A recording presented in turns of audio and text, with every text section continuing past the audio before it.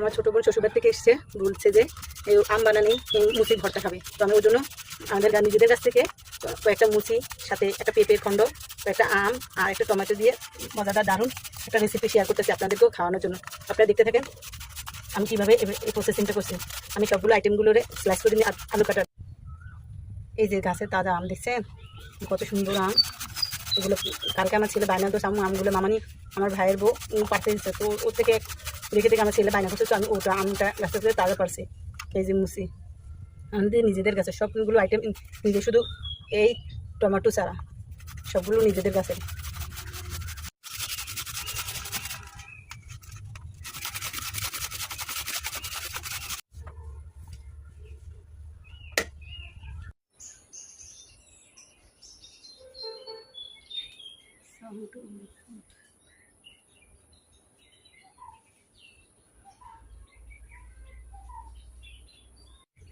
এই যে আমাদের গাছের টমেটো, এই যে আমাদের গাছের লাল টুকটুকে টমেটো, এটাও ব্লান্ড করবো। এটা ব্লান্ড করে দিলে কী হবে, খাবারটা সফট হবে। সফট হলে আবার খেতে সুস্বাদু লাগবে।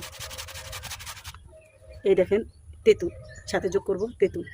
এটা বাজার থেকে 200 টাকা কেজি ধরে এনেছি, বাসায় রেখেছি। যখন আমরা খেতে মন চাই তো না খেয়ে খাই। অন্য লবণ দিয়ে এটা বিষয়টা ইয়াটা ভালো করে মুছে নেব।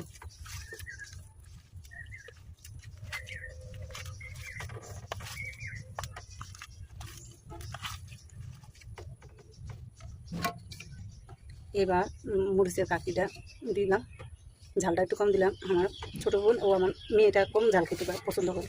এই যে সাথে দিয়ে দিলাম চিনি।